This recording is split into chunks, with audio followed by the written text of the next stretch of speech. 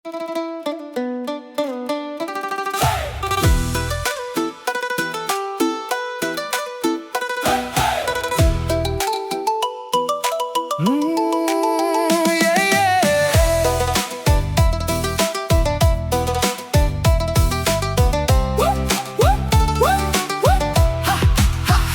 លលើផែនទីឃើញត្រឹមដីចង់អៀតសាតែបើបបៀតនឹងឃើញភាពអស្ចារ្យទឹកដីសវណ្ណភូមិដែលពោពេញដោយស្នាមញញឹមថ្លាស្វាគមន៍មូលលោកអ្នកពីគ្រប់ទិសទីណាទោះបីដីយើងទៅជាងគេបន្តិចសិនតែរឿងទឹកចិត្តមិនដែលបំភ្លេចឡើយណា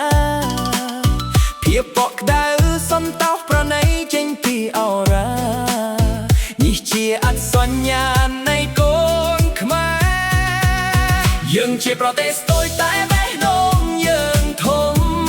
រួមរស់ជុំគ្នាដោយក្តីស្រឡាញ់និងសង្ឃឹមទោះជួបរឿងអ្វីក៏កូនខ្មែរនៅតែញញឹមដុតបំភ្លឺក្តីស្រមៃឲ្យភ្លឺថ្លាជួយគ្នាតួមិនស្គាល់ឈ្មោះបងអូនទឹកចិត្តលាសន្ខឹងធំធេងមិនចេះសននេះហើយកម្ពុជាប្រទេសតូចបេះដូងធំ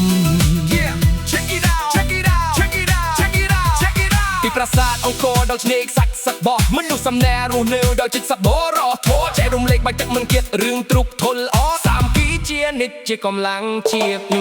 Yeah check it out check it out yeah check it out check it out check it out check it out check it out check it out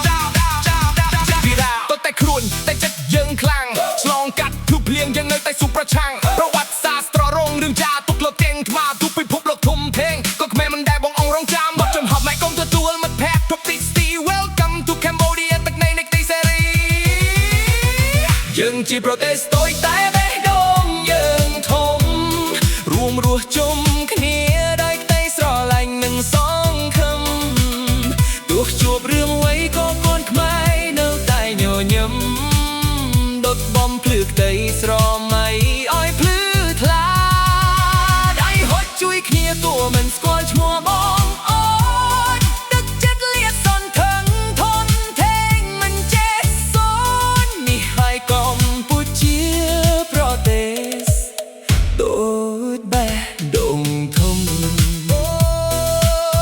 កម្ពុជាថ្លៃថ្លាដីតូច